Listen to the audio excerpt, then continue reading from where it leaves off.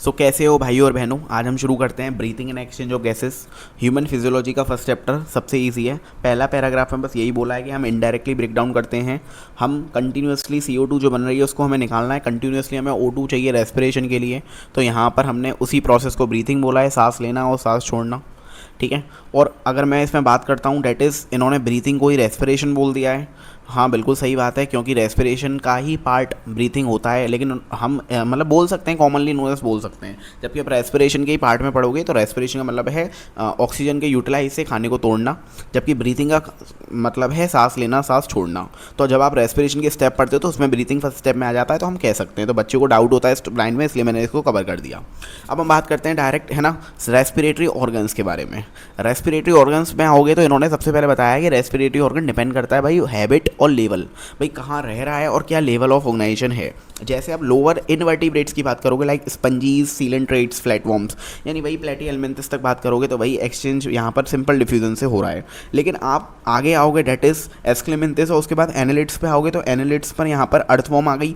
Earthworm के पास moist cuticle होता है, ठीक है, उसकी स्किन होती है। फिर आप आर्थ्रोपोड्स पे आओगे, इंसेक्ट्स आएंगी। इंसेक्ट्स में आपने कॉकरोच पढ़ा होगा तो आपको याद होगा उसमें नेटवर्क ऑफ ट्यूब्स होती हैं, ट्यूबिट्रैकियल सिस्टम होता है। ठीक है। उसके बाद हम आगे बढ़ते हैं तो अब आती है डेट इज एक्वाटिक आर्थ्रोपोड्स और मोलस की बात। यानी यहाँ पर इन्होंने अलग से स्टेटमेंट दिया है कि इनके पास लंग्स होता है, ठीक है, सॉरी इनके पास गिल्स होता है ना, और उसको इन्होंने बोला है वेस्कुलराइज स्ट्रक्चर। देखो जब भी एनसीईआरटी बोलती है वेस्कुलराइज स्ट्रक्चर्स और एक बार एनसीईआरटी बोलती है वेस्कुलराइज बैग, तो अगर वो बैग की बात कर रही है तो यहाँ पर बात हो रही है पल्मोनरी रेस्पिरेशन यानी लंग्स की।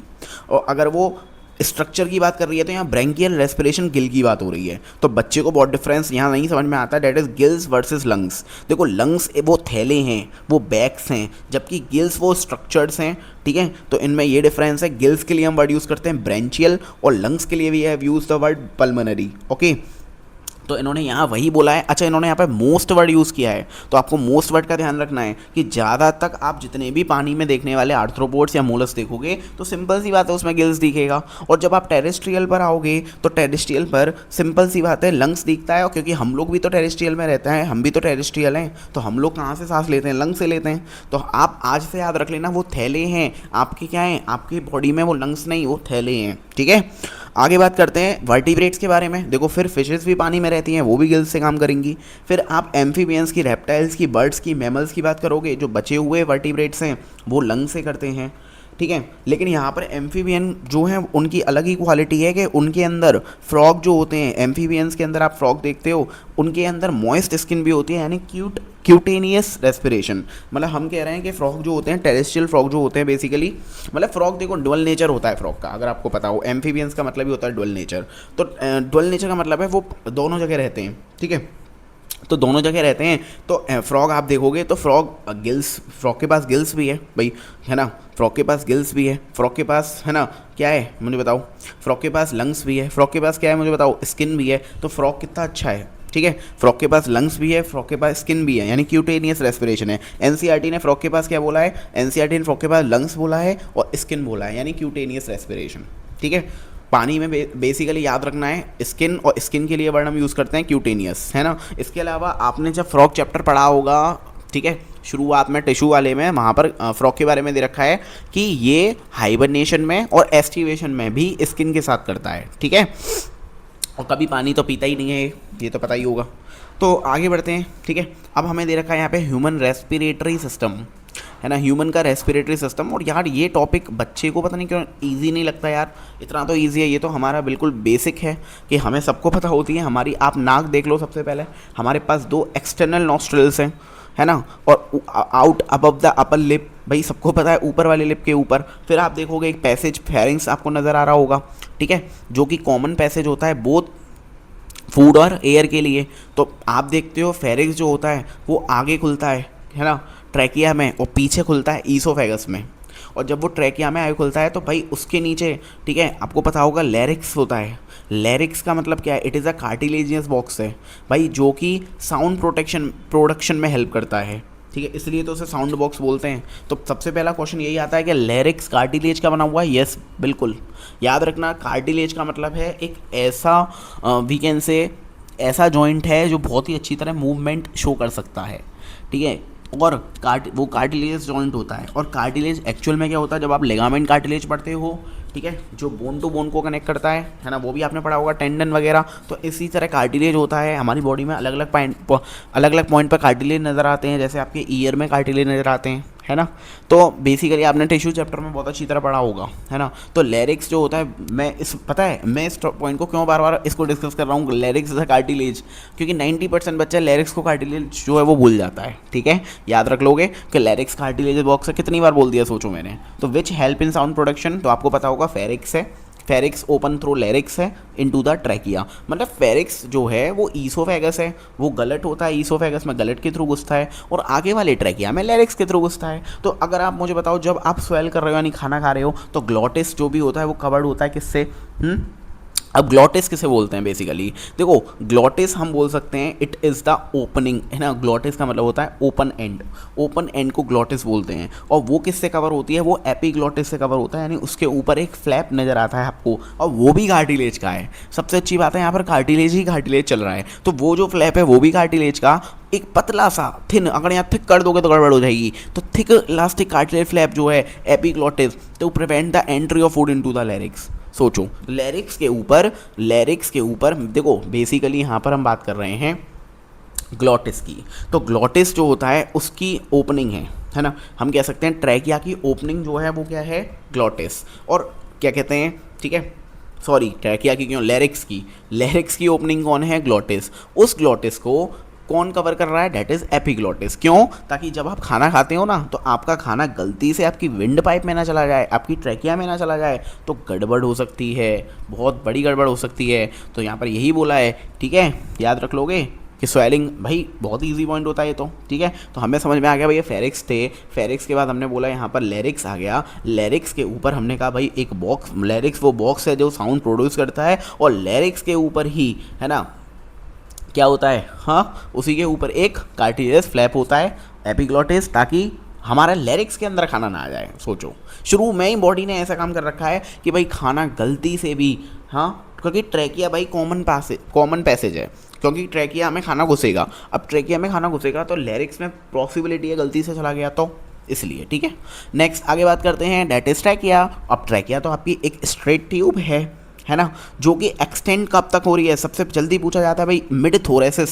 अब ये थोरेसिस पार्ट हमारा कहाँ सा होता है भाई? थोरेसिस आपको पता होगा, एक पार्ट होता है एब्डोमिनल पार्ट, एक होता है आपका थोरेसिस पार्ट। तो थोरेसिस पार्ट आपका जो जितना भी आपका चेस्ट वाला रीजन होता है, हम उसको बोलते हैं। तो चेस्ट वाला रीजन जो है वो थोरेसिस पार्ट को कवर करता है। तो वहीं उसी के मिड थोरेसिस पर क्या है, वहाँ तक आपकी ट्रैकिया होती है, और वहाँ जाकर वो डिवाइड करती है एट T5 मतलब आपने वो पढ़ा है वर्टिब्रा, है ना, थोरेक्स, है ना, थोरेक्स की वर्टिब्रा होती हैं। आपने लोकोमोशन मूवमेंट वैसे अभी हम पढ़ाएंगे, उसमें आप देख लेना, ठीक है, उसमें ठीक है थोरेसिस वर्टिब्रा होती हैं। तो वो T5 पर जाकर वो क्या करता है, प्राइमरी और सेकेंडरी ब्रोंकाई, मतलब पहले तो बेसिकली राइट और लेफ्ट प्राइमरी ब्रोंकाई में करेगा, फिर वो प्राइमरी वाली जो है वो सेकेंडरी और टर्शरी में सब डिवाइड होती है, ठीक है। तो ये पता होना चाहिए भाई कि लंग्स में आप घुस चुके हैं, हम लंग्स में कौन घुस चुके हैं? दोनों लंग्स में अलग अलग साइड पर आपकी प्राइमरी ब्रोंकाई, ठीक है, एंटर कर चुकी है। अब वो जो ब्रोंकाई है वो रिपीटेडली डिवीजन कर रही है, ठीक है, और रिपीटेडली डिवीजन कर क्या कर रही है? वो रिपीटेडली डिवीजन कर क्या बना रही है? That is secondary and tertiary bronchi, ठीक है, एंड ब्रोंकियोल्स। और वही सेकेंडरी टर्शरी के आगे क्या बन रहे होंगे? डेट इज ब्रोंकियोल्स बन रहे होंगे, ठीक है। और लास्ट में क्या बनना होगा? Very thin terminal bronchioles. पहले इनिशियल ब्रोंकियोल्स होते हैं, ठीक है, उसके बाद इनिशियल ब्रोंकियोल्स होते हैं, उसके बाद टर्मिनल ब्रोंकियोल्स होते हैं, ठीक है। अब यहाँ पर एनसीईआरटी ने फिर एक लाइन लिखी है, वेरी थिन। देखो एनसीईआरटी के यही वर्ड्स पकड़ने होते हैं। अब हमने पकड़ लिया यहाँ पे वेरी थिन, अब पेपर में आएगा वेरी थिन, याद कर लोगे कि जो टर्मिनल ब्रोंकियोल है बहुत ही पतला है, हो जाएगा। नाउ अब दो क्वेश्चन यहाँ पे बनते हैं, पहला ये बता दो कार्डियल रिंग्स कहाँ तक हैं, दूसरा ये बता दो जो कंडक्टिंग सिस्टम है वो कहाँ तक होता है, ठीक है। तो हम ऐसे याद रखते हैं भाई, इनिशियल ब्रोंकियोल्स तक याद रख लेना, इनिशियल ब्रोंकियोल्स तक इनकम्प्लीट कार्टिलेजियस रिंग्स होती हैं। मैं इसको आई से आई मैच करवा देता हूँ कि इनकम्प्लीट कार्टिलेजियस रिंग्स यानी इनिशियल ब्रोंकियोल तक हो जाएगा। तो एनसीईआरटी ने भी यही बोला है, यानी किस किस को कवर कर लेंगे हम? इनिशियल ब्रोंकियोल से ऊपर वाले सबको कवर कर लो, यानी प्राइमरी सेकेंडरी टर्शरी ब्रोंकाई को कवर कर लो, ट्रैकिया को कवर कर लो, सबके ऊपर क्या होती हैं? रिंग्स होती हैं जो कि कोलैप्सिंग से बचाती हैं, ठीक है। इसके बाद बात करते हैं हम अब टर्मिनल ब्रोंक्यूल्स हमारे पास आ चुके हैं। अब वो टर्मिनल ब्रोंक्यूल्स छोटे छोटे वेरी थिन, देखो फिर से वर्ड आ गया वेरी थिन, देखो कितनी बार रिपीट हो रहा है, irregular walled and vascularize bag. फिर से इन्होंने यहाँ पर बैग की बात करी है जो मैं ऑलरेडी डिस्कस कर चुका हूँ आपसे, दैट इज लंग्स, यानी कि लंग्स के अंदर वो एल्वियोलाई हैं, वो बैक्स हैं, वो इरेगुलर वॉल हैं, उसकी कोई रेगुलर वॉल नहीं है, ठीक है। और इसी पूरे branching network of bronchi, bronchioles और एल्वियोलाई, यही तो लंग्स बना रहा है। मुझे बताओ ये लंग्स में हमने क्या करा, जैसे ही लंग्स में एंट्री हुई थी तो लंग्स में किसने एंट्री करी थी, प्राइमरी ब्रोंकाई ने, ठीक है। प्राइमरी से क्या बने थे, सेकेंडरी टर्शरी, और सेकेंडरी टर्शरी से इनिशियल ब्रोंक्यूल, इनिशियल ब्रोंक्यूल से आपकी टर्शरी मतलब टर्मिनल ब्रोंक्यूल, ठीक है। अब हम बात करते हैं यहाँ पर कि हमारे पास जो लंग्स है उसके पास डबल लेयर्ड मेम्ब्रेन है, ठीक है, दैट इज़ प्लूरा। याद रखना पेरिकार्डियम मत कर देना, बच्चा कंफ्यूज हो जाता है पेरिकार्डियम और प्लूरा में। तो यहाँ पर प्लूरा होगा, उसके अंदर प्लूरल फ्लूइड भर रहा होगा, ठीक है।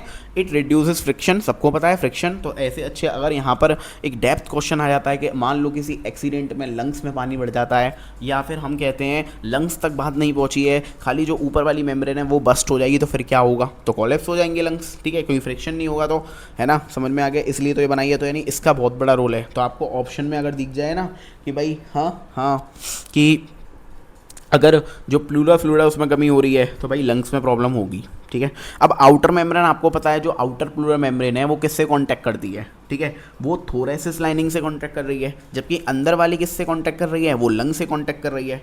अब हमने बोला एक्सटर्नल नोस्ट्रिल से टर्मिनल ब्रोंक्यूल, देखो अब यहाँ पर इनिशियल ब्रोंक्यूल तक क्या बोला था, इनिशियल ब्रोंक्यूल तक कार्डियन रिंग्स बोली थी। अब टर्मिनल ब्रोंक्यूल्स आ गया है, तो टर्मिनल ब्रोंक्यूल में क्या याद रखेंगे कि बेटा टर्मिनल ब्रोंक्यूल में बताओ it is a conducting system, यानी कहाँ पर एक्सचेंज बिल्कुल भी नहीं हो रहा। मुझे बताओ क्या याद करना है इसमें, मुझे पता है कि एल्वियोलाई के लेवल पे एक्सचेंज होता है, तो मुझे पता है एल्वियोलाई से ऊपर कौन आते हैं, टर्मिनल ब्रोंक्यूल्स, तो टर्मिनल ब्रोंक्यूल्स के लेवल पर एक्सचेंज नहीं होता, क्लियर है। अच्छा, जब कंडक्टिंग हो रहा होगा तो क्या क्या काम होता है आपको पता होगा, कंडक्टिंग में क्या हो रहा है, एक तो ट्रांसपोर्ट हो रहा है, और आपको शुरू में ही पता है कि हमारे जो नॉस्ट्रिल्स हैं उसके अंदर हेयर्स मिलते हैं, तो हेयर्स का काम होता है वो ट्रैप करना फॉरेन पार्टिकल को, है ना।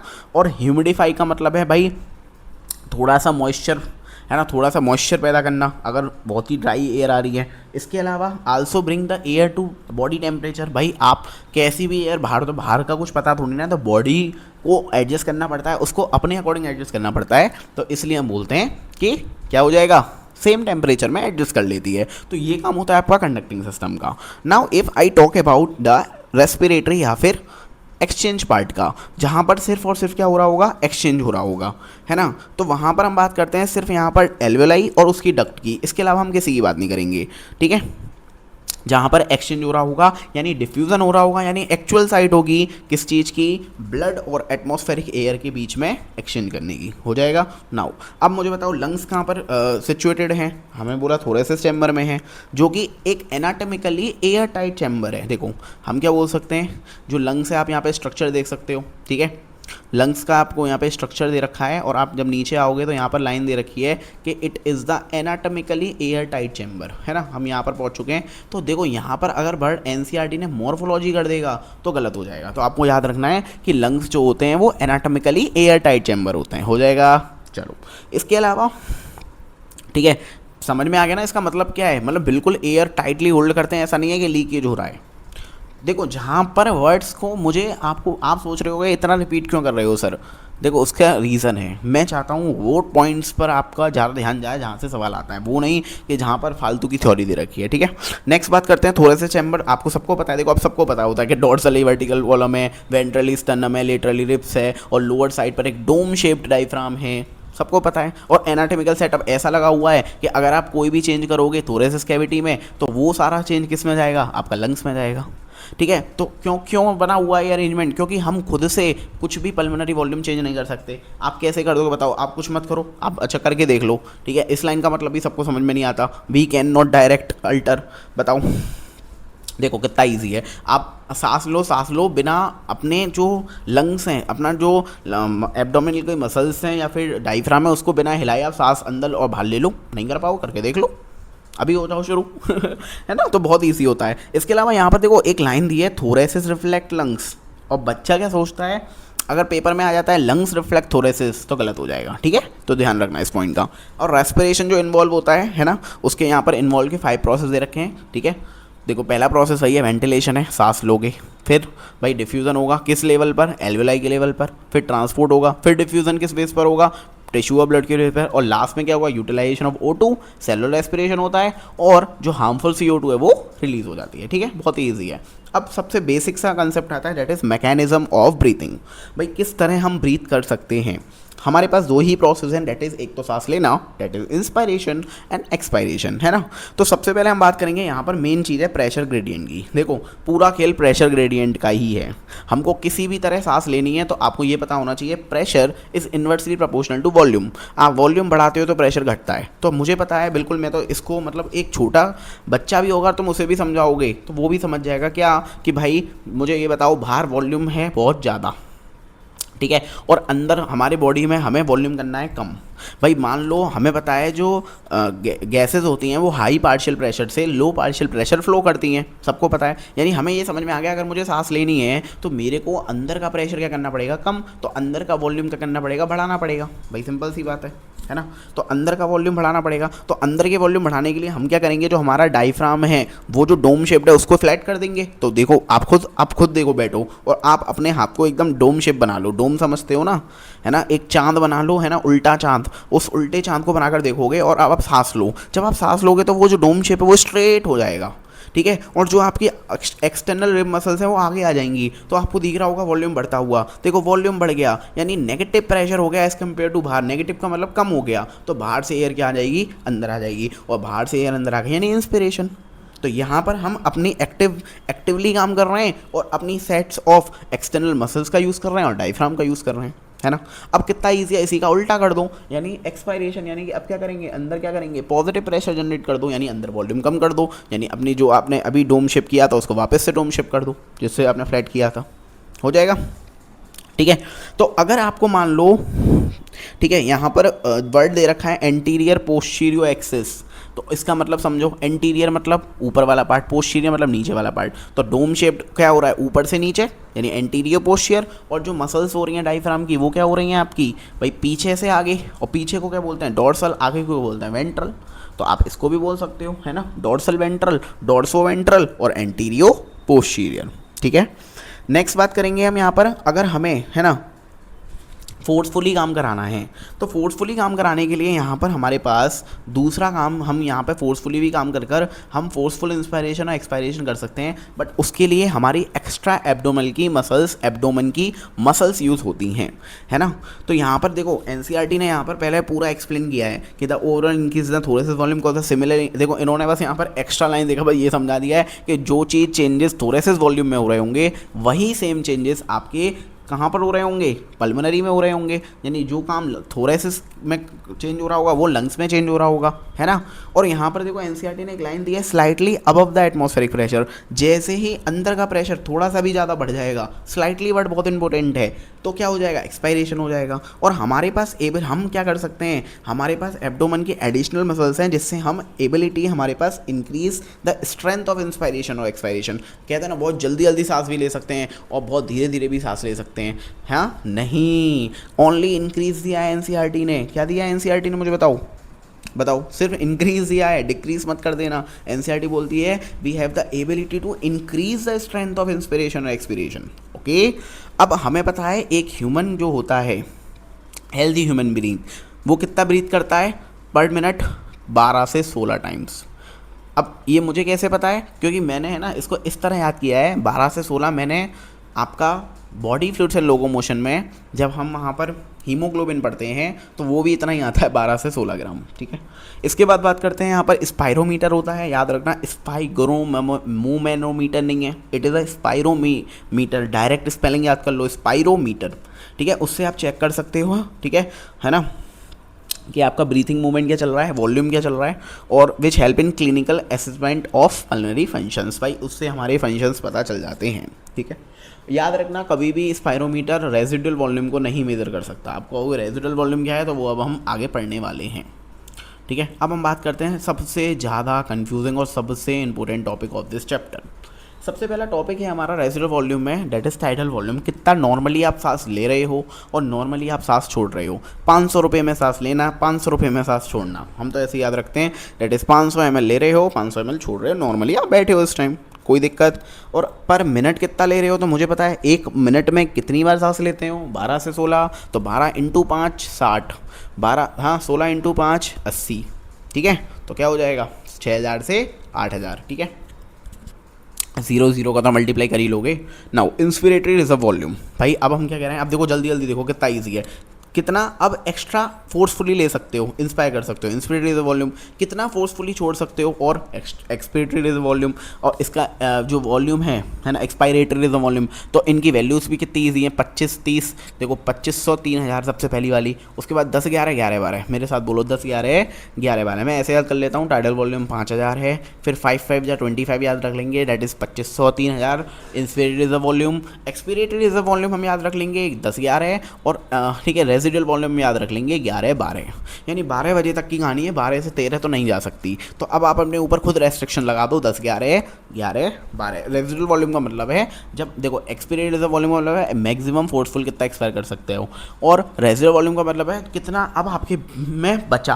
भाई मैक्सिमम आपने फोर्सफुल एक्सपायर कर लिया, अब आपके में कितना बचा, और कितना बचता है, डेट इज़ 1100 1200। ये आप मेज़र तो कर सकते हो, ठीक है, बट ठीक है इसको आप यूज़ कर, मतलब आप इसको कभी भी निकाल नहीं सकते। ये क्यों ज़रूरी है पता है, दिस इज़ वेरी इंपॉर्टेंट, क्योंकि इसकी वजह से हमारे जो लंग्स हैं वो कोलैप्स नहीं होते, ठीक है। अगर आप सारी एयर ही गायब कर दोगे तो फिर लंग्स हमारे कोलैप्स हो जाएंगे, ठीक है। अब हम कुछ पल्मोनरी कैपेसिटीज़ की बात कर लेते हैं। इंस्पायरेटरी कैपेसिटी, अब कुछ नहीं है, टाइडल वॉल्यूम में हमने इंस्पिरेटरी रिजर्व वॉल्यूम जोड़ दिया तो इंस्पिरेटरी कैपेसिटी, फिर टाइडल वॉल्यूम में हमने एक्सपिरेटरी रिजर्व वॉल्यूम जोड़ दिया तो एक्सपिरेटरी कैपेसिटी। अब आता है टोटल लंग कैपेसिटी का मतलब है सब कुछ ऐड कर दो, and total amount of air कितनी हो सकती है फोर्सफुल इंस्पायर। भाई पूरी सांस ले लो, पूरी सांस ले लो तो कितनी ले सकते हो टोटल। उसके बाद वाइटल कैपेसिटी का मतलब, वाइटल का मतलब मैं जो याद रखता हूँ, that is vital means forceful inspiration के बाद कितना ले सकते हो, या फोर्सफुल एक्सपिरेशन के बाद, ठीक है सॉरी, फोर्सफुल इंस्पिरेशन के बाद कितना छोड़ सकते हो, है ना, या फिर फोर्सफुल एक्सपिरेशन के बाद कितना ले सकते हो, है ना, बस यही है। और फंक्शनल रेजिडुअल कैपेसिटी का मतलब है भाई देखो कितना इजी है, हम नॉर्मल फंक्शन कर रहे हैं तो नॉर्मल फंक्शन यानी तो नॉर्मली एक्सपायर कर रहे हैं, तो नॉर्मली एक्सपायर करने के बाद हमारे में कितना बचा, लंग्स में कितना बचा, that is functional residual capacity. तो तीन जो है ना, एक रेजिडुअल वॉल्यूम, एक फंक्शनल रेजिडुअल कैपेसिटी, एक टोटल लंग कैपेसिटी, इन तीनों का मतलब है लंग्स में कितना बचा, ठीक है। नॉर्मल एक्सपायरेशन करने के बाद कितना बचा, नहीं सॉरी फोर्सफुल एक्सपायरेशन करने के बाद कितना बचा, that is residual volume. Total lung capacity का मतलब है टोटल ही आपने लंग्स ले लिया तो कितना बचा या कितना भर गया। और फंक्शनल रेजिडुअल कैपेसिटी का मतलब है हम नॉर्मली एक्सपायर करते हो कितना बचा। तो सबसे ज़्यादा कन्फ्यूजन होता है नॉर्मल एक्सपायर करने के बाद बचना या फिर फोर्सफुल एक्सपायर करने के बाद बचना। तो याद रखना, फोर्सफुल एक्सपायरेशन करने के बाद बचना रेजिडुअल वॉल्यूम, नॉर्मल एक्सपायरेशन के बाद बचना फंक्शनल रेजिडुअल कैपेसिटी। क्लियर है। इनकी वैल्यूज़ आपको ऐड सम करनी आनी चाहिए। मैंने इसकी एक ट्रिक बनाई है, फिर से देख लेना। देखो आप खुद सोचो, खुद अपने एक पेज लो और लिखो। सबसे पहले tidal volume, second number inspiratory reserve volume, तीसरा एक्सपिरेटरी रिजर्व वॉल्यूम, चौथा रेजिडुअल वॉल्यूम। अब सबको ऐड कर दो, सबको ऐड कर दोगे तो टोटल लंग कैपेसिटी हो जाएगा। तो आपको ये कोई वैल्यू याद नहीं करनी कि इसके अंदर क्या आता है। तो ये ट्रिक सबसे ईजी है। ऊपर की तीनों ऐड कर दोगे तो वाइटल कैपेसिटी, और लास्ट की दोनों ऐड कर दोगे तो फंक्शनल रेजिडुअल कैपेसिटी। ठीक है, हो जाएगा। आगे बढ़ें। अब आते हैं एक्सचेंज ऑफ गैसेस। ठीक है, एक्सचेंज ऑफ गैसेस की बात करेंगे। ठीक है, यहाँ पर एल्वेलाई बात करिए। एल्वेलाई प्राइमरी साइड है गैसेस का, सबको पता है। और यहाँ पर सारा मेन खेल है डिफ्यूज़न का, जो कि डिफ्यूज़न भी किस पर डिपेंड करती है, प्रेशर कंसंट्रेशन ग्रेडियंट पर और सॉल्युबिलिटी ऑफ गैस पर। सबको पता है इसकी CO2 जो होती है वो क्या होती है, 20 to 25 टाइम्स ज़्यादा होती है ना, उसकी सॉल्युबिलिटी CO2 की, है ना। और यहाँ पर बात करिए थिकनेस ऑफ मेम्ब्रेन भी डिपेंड करती है, यानी दो फैक्टर डिपेंड करते हैं, that is solubility as well as thickness of the membrane. ये दो ही फैक्टर हैं जो मेनली डिपेंड करेंगे, यानी। और हमने बात कर ली कि CO2 ज़्यादा सॉल्युबल है, और थिकनेस की बात करेंगे तो वो लेस देन 1 मिलीमीटर है। ठीक है, बच्चे को लगता है 1 मिलीमीटर, नहीं भाई। ठीक है आप NCERT पढ़ोगे, आगे पैराग्राफ में दे रखा है 1 मिलीमीटर नहीं दे रखा, लेस देन 1 मिलीमीटर दे रखा है। अब हम बात करते हैं यहाँ पर प्रेशर ग्रेडियंट की। देखो एक इंडिविजुअल गैस कितना प्रेशर कर रही है, टोटल जो जितनी भी गैसेस हैं उनमें से एक गैस का pressure is called partial pressure. अब ये टेबल किसको याद नहीं होती मुझे बताओ, किसी को याद नहीं होती। मतलब जिसको हो जाती है अच्छी बात है, बट मेरे पास इसकी भी ट्रिक है। देखो सबसे पहले इसकी ट्रिक क्या है, जहाँ पर भी वैल्यू कम होगी, CO2 की कम वैल्यू या O2 की कम वैल्यू 40 40 40 40, CO2 की कम वैल्यू या O2 की कम वैल्यू 40 40 40 40, देख लो आप। इसके अलावा CO2 की हाई वैल्यू जहाँ पर भी होगी डेट इज़ 45, ठीक है। बस ये वैल्यू याद हो गई। और सबको पता है ऑक्सीजनेटेड ब्लड में CO2 कम होता है और डीऑक्सीजनेटेड ब्लड में CO2 हाई होता है। तो आप यहाँ पर आओगे, सबसे पहले आप देखोगे, देखो 40 एल्वेलाई में CO2 कम 40, फिर ऑक्सीजनेटेड ब्लड में CO2 कम 40, लेकिन टिश्यूज़ और ब्लड डीऑक्सीजनेटेड ब्लड में टिश्यू CO2 ज़्यादा तो 45।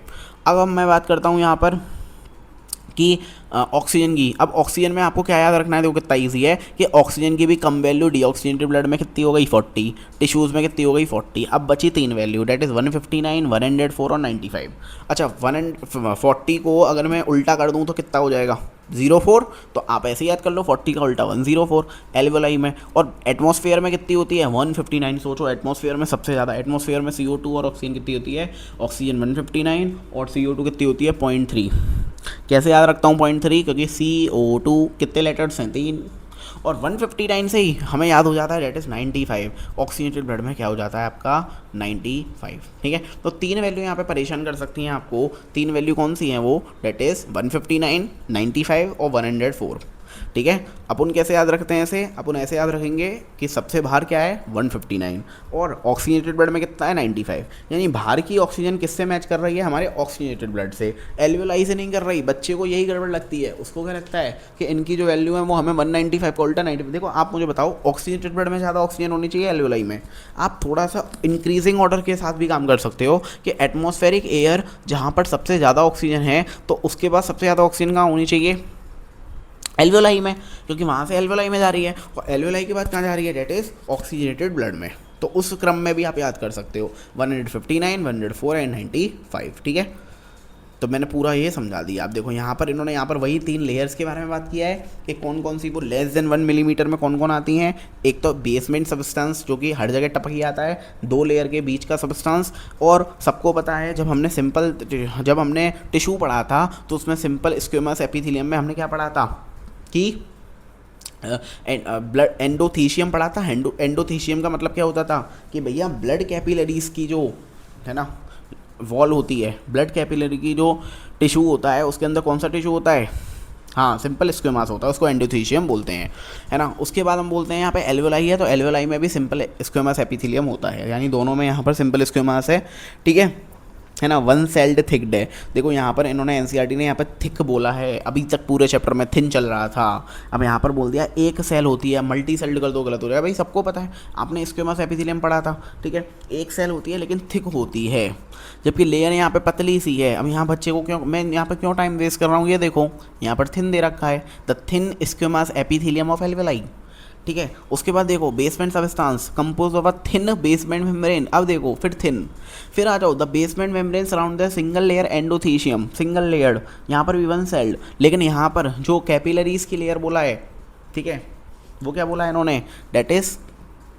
है ना 1 सेल्ड थिक बोल दिया है। तो यहाँ कन्फ्यूज़न हो सकती है आपको।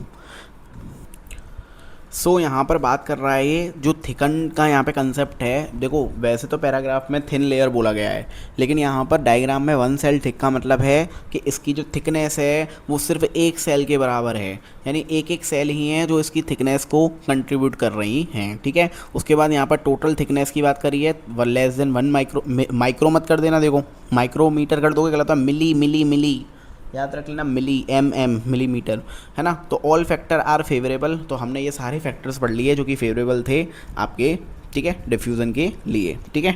तो यहाँ पर आपको ये सारी चीज़ें याद रखनी होती हैं कि भाई 20 to 25, और यहाँ पर थिन वर्ड बहुत ज़्यादा दिया गया है, ठीक है, और लेस देन वर्ड याद रख लेना, ठीक है। नाउ आगे बढ़ते हैं, transport of gases. Transport of gases में बात करते हैं तो यहाँ पर सबसे अच्छा टॉपिक आता है कि सबसे पहले आपको ये पता होना चाहिए कि CO2 की फॉर्म जो होती है, ठीक है, CO2 किस फॉर्म में ट्रांसफ़र करता है, या O2 आपको पता होगा 97% O2 आपके RBC ब्लड में जाता है, बचा हुआ 3% प्लाज्मा में जाता है। लेकिन 20 to 25% CO2 आपका किससे जाता है, ठीक है, आपका RBC से जाता है, जबकि बचा हुआ 70% बाइकार्बोनेट से आता है और 7% बचा हुआ आपका प्लाज्मा से जाता है। अच्छा, जब इस फॉर्म को क्या बोलते हैं, ऑक्सी हीमोग्लोबिन या फिर कार्ब ऑक्सी हीमोग्लोबिन, है ना। और तीसरा that is carb amino haemoglobin. 90% बच्चा सोचता है कार्बोक्सी हीमोग्लोबिन मतलब CO2 का ट्रांसफ़र, जबकि वो होता है CO का ट्रांसफ़र, यानी कार्बन मोनोऑक्साइड का। यानी इसके लिए वर्ड यूज़ होता है कार्ब अमीनो हीमोग्लोबिन, ठीक है।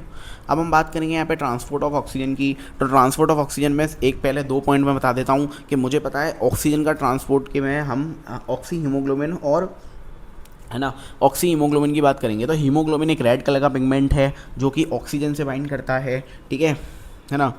अगर ऑक्सीजन ज़्यादा होगा तो ऑक्सीजन से बाइंड करेगा, सिंपल सी बात है। CO2 होगा तो CO2 से बाइंड करेगा। तो यहाँ पर मान लेते हैं जो बाइंड करता है वो रिवर्सिबल मैनर में करता है, सबसे मेन वर्ड। अगर इरिवर्सिबल दे रखा होगा तो गलत हो जाएगा, ठीक है। तो यहाँ पर ऑक्सी हीमोग्लोबिन बना लेता है और मैक्सिमम 4 मॉलिक्यूल से ही बाइंड कर सकता है एक हीमोग्लोबिन, ठीक है। और ये प्राइमरली रिलेटेड है पार्शियल प्रेशर ऑफ O2 से, पार्शियल प्रेशर ऑफ CO2 से, H+ कंसनट्रेशन और टेम्परेचर से। मुझे पता है जैसे ही O2 का पार्शियल प्रेशर जितना ज़्यादा होगा उतनी ज़्यादा ऑक्सीजन होगी, उतना ज़्यादा मतलब जल्दी से वो बाइंड कर जाएगा हीमोग्लोबिन। लेकिन CO2 का ज़्यादा होगा तो फिर वो एफिनिटी को कम कर देगा, बाइंडिंग एफिनिटी को। और CO2 से डायरेक्टली प्रोपोर्शनल याद रख लेना, H+ और टेम्परेचर। जितना ज़्यादा CO2 उतना ज़्यादा H+ और उतना ज़्यादा टेम्परेचर। एक सिग्मोइड कर्व आपको देखने के लिए मिलता है जब आपका ग्राफ बनाते हो, या हम ग्राफ बनाते हैं ऑक्सीजन डिसोसिएशन कर्व का with % saturation of haemoglobin with oxygen. तो जब हम ग्राफ बनाते हैं तो इस ग्राफ में आपको लेफ्ट शिफ्ट और राइट शिफ्ट समझ में आनी चाहिए। देखो यहाँ पर हमें दिखाया है कि हमें ऑक्सीजन डिसोशिएट करके दिखाई है,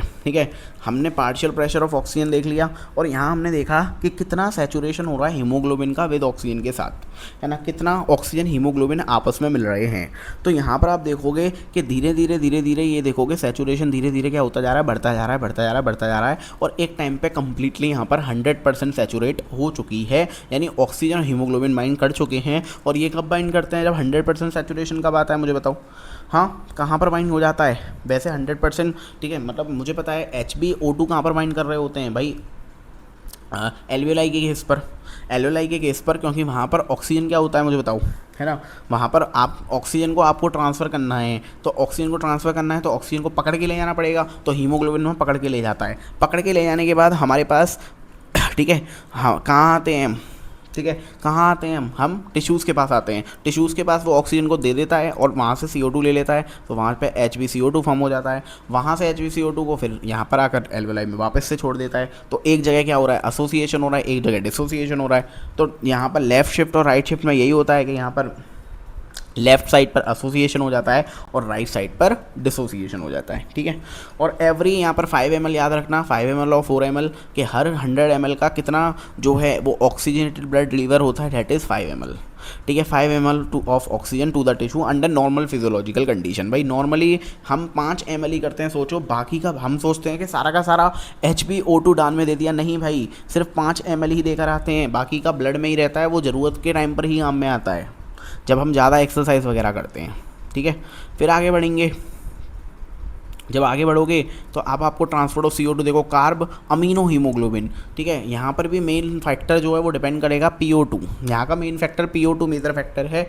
PCO2 हाई होना चाहिए, PO2 लो होना चाहिए, वही सारी चीज़ें जो हम पढ़ चुके हैं। यहाँ पर ये रिएक्शन दे रखी है, ठीक है। रिएक्शन में आपको यहाँ दिख रहा होगा CO2 और H2O से मिलकर बाई कार्बोनेट बनाए H2CO3, उसके बाद क्या बनाए, है ना, HCO3- और H+, यानी यहाँ पे कार्बोनिक एनहाइड्रेस पूरी रिएक्शन को कैटेलाइज कर रहा है। और कार्बोनिक एनहाइड्रेस की आपको पता होगा ये कहाँ पर प्रेजेंट होता है ना। NCERT ने इसके लिए बहुत ही अच्छा वर्ड यूज़ किया है कि ये माइन्यूट क्वांटिटीज़ में प्रेजेंट होता है, ठीक है, प्लाज्मा के अंदर। सोचो, प्लाज्मा के अंदर माइन्यूट क्वांटिटीज़ में प्रेजेंट होता है, यानी ये एक्चुअल में कहाँ प्रेजेंट होता है, ठीक है। तो NCERT लिखती है ना, from tissue is delivered at the alveoli RBC contain a very, यानी सोचो इन्होंने बोला है RBC के अंदर बहुत ही ज़्यादा हाई कंसनट्रेशन ऑफ एंजाइम होता है। तो यहाँ पर मैं फिर से ध्यान क्यों दे रहा हूँ कि यहाँ पर बच्चा फिर कन्फ्यूज हो जाता है। इस पैरा से 100% ये क्वेश्चन आते हैं कि माइन्यूट क्वांटिटी में कहाँ पे प्रेजेंट है प्लाज्मा में, और वेरी हाई बहुत ज़्यादा कहाँ पे प्रेजेंट है RBCs में, आपके ब्लड में, क्योंकि वहाँ ज़रूरत है ना इसकी, हो जाएगा। और देखो फिर से यहाँ पे एक डाटा आ गया, 4 ml of CO2 to alveoli. तो 100 ml आकर 5 ml ऑक्सीजन दे रहा है टिश्यूज़ को, और लौट आकर वो 4 ml दे रहा है। देखो कितने आपस में गेम खेल रहे हैं, 5-4 5-4 5-4, ठीक है। इसके बाद last topic of this chapter, that is regulation of respiration. देखो हमारी बॉडी में एक सबसे इम्पोर्टेंट आपको पता होगा, डेट इज़ मेडुला, जो कि रेस्पिरेटरी रिदम सेंटर या कार्डियोवैस्कुलर रिदम सेंटर, सबका सेंटर वही है, और उसको कंट्रोल करने वाले उसके प्रिंसिपल जी हैं, दैट इज़ पोन्स। ठीक है, तो यहाँ पर उन्होंने वही बात करी है, एक सेंटर जो कि पोन्स रीजन में है, जिसको हम निमोटिक सेंटर बोलते हैं, जो कि मॉडरेट करता है functioning of respiratory rhythm centre, और वहीं से सिग्नल जाते हैं, है ना, और वही वो रिड्यूस कर देता है इंस्पिरेशन के रेट को। यहाँ पर याद रखना, जैसे अभी हम वहाँ पे पढ़ गए थे, we can increase the strength, लेकिन यहाँ पर दे रखा है रिड्यूस। ठीक है, यहाँ पर बढ़ा नहीं रहे हम, इंस्पिरेशन को बढ़ा रहे हैं, घटा रहे हैं। ठीक है, हो जाएगा। और इसी के थ्रू रेस्पिरेटरी रेट अल्टर करता है। भाई कभी कभी हमें सांस जल्दी जल्दी लेनी होती है ना, तो जल्दी जल्दी जब हम सांस कब लेते हैं, तो उस टाइम पर हमें रेस्पिरेटरी रेट क्या करना पड़ता है, ठीक है, कम करना पड़ता है, रेस्पिरेशन का टाइम कम करना पड़ता है, ड्यूरेशन कम करनी पड़ती है, रेट नहीं ड्यूरेशन, याद रखना। इसके बाद हम बात करते हैं, ठीक है, तो मेडुला में एक हमने बात कर ली और एक पोन्स की बात कर ली, है ना। प्राइमरली कौन रेस्पॉन्सिबल है, डेट इज़ कौन, मेडुला। अब बात करते हैं कीमो सेंसिटिव एरिया भी प्रेजेंट होता है, ठीक है, जो कि हाईली सेंसिटिव होता है CO2 और H+ आयन के लिए, यानी O2 के लिए वो इनसिग्निफिकेंट है। सिग्निफिकेंट मत कर देना, फिर गलती मत कर देना, ऑक्सीजन का रोल यहाँ पे इनसिग्निफिकेंट है, यानी जो भी चेंजेस CO2 और H+ में होंगे उसी से वो वहाँ पर अल्टर करेगा रेस्पिरेटरी रेट को। ठीक है, तो ये एरिया कहाँ पर प्रेजेंट होता है, ठीक है, ये आपका प्रेजेंट होता है आयोटिक आर्च और कैरोटिक आर्टरी में। ठीक है, आयोटिक, एक तो देखो कीमोसेंसिटिव एरिया तो अलग होता है, वो तो एडजेसेंट मतलब रेस्पिरेटरी रिदम सेंटर के पास ही होता है कीमोसेंसिटिव एरिया। इसके अलावा कुछ रिसेप्टर सेम आयोटिक आर्च और कैरोटिड आर्टरी में प्रेजेंट होते हैं, जो कि सेम वही काम करते हैं कि CO2 और H+ में कुछ भी कमी होगी तो वो उस पर ध्यान देंगे, मतलब तुरंत कुछ ना कुछ चेंजेस करेंगे। एंड लास्ट दैट इज़ बाल। क्या बाल, यस बाल, कितनी अच्छी ट्रिक है, देखो बाल मतलब, अरे बाल, मुझे बताओ गलती से अगर आपने बाल गलती से आपके बॉडी में आपने गलती से बाल खा लिया तो उससे आपको इरिटेशन होती है ना, तो इरिटेशन होती है तो इसका मतलब वो डिसऑर्डर किसका हो जाएगा, बात मान लेते हैं भाई वो विंड पाइप में चला गया, इसलिए आपको इरिटेशन हो रही है। तो बाल से मैं ऐसे याद रखता हूँ, B for bronchi, A for alveoli और L फॉर, है ना, L4 क्या हो जाएगा, जो कि ऑक्यूपेशनल डिसऑर्डर यानी कि लंग्स में आ जाएगा। ठीक है, तो हमें ये पता होना चाहिए कौन किसको अफेक्ट कर रहा है, क्योंकि बच्चा यहाँ कंफ्यूज रहता है।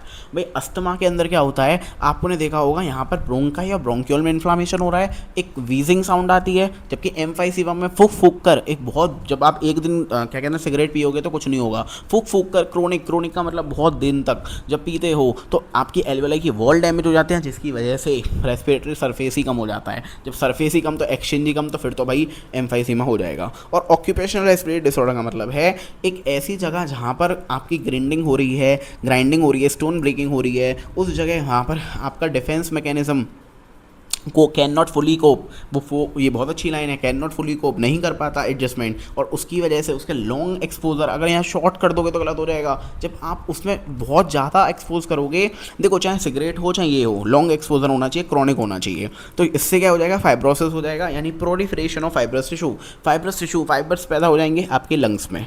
ठीक है, तो आपको वहाँ पर मास्क लगाना होता है ना। तो यहाँ पर मेनली आपको यही बात याद होनी चाहिए कि भाई कि बाल मतलब B for bronchi, A for alveoli और L फॉर लंग्स। ठीक है, तो ये यहाँ पर है। उसके बाद इसकी चैप्टर की समरी दे रखी है। ठीक है, डायग्राम्स की बात करते हैं तो इस चैप्टर में डायग्राम्स बहुत ही, एक तो यही था एसोसिएशन डिसोसिएशन कर्व का, एक ये था जो कि हमने डिस्कस कर लिया, टेबल्स हमने डिस्कस कर ली, और ये वाला डायग्राम में भी यहाँ पर वही चीज़ रिपीट करी है कि किस तरह डायफ्राम रिलैक्स होता है या रिब्स आपकी कॉन्ट्रैक्ट होती हैं। कॉन्ट्रैक्ट का मतलब क्या होता है आपको पता होगा, है ना, कॉन्ट्रैक्ट और रिलैक्स, है ना। कॉन्ट्रैक्ट का मतलब मसल्स जो होती हैं वो जब रिप्स आउटवर्ड जा रही हैं, दैट इज कॉन्ट्रैक्ट, और वापस से रिलैक्स हो गई। और यहाँ पर एक डायग्राम फिर से दे रखा है, इन्होंने यहाँ पर कट एंड ऑफ रिप्स दिखा रखा है, ये आपको पता होना चाहिए, है ना। तो यहीं पर हमारा ये चैप्टर खत्म होता है। अगर आपको ये वीडियो अच्छी लगी हो, ठीक है, मैं अपना बेस्ट दे सकता हूँ और मैं किसी टीचर की तरह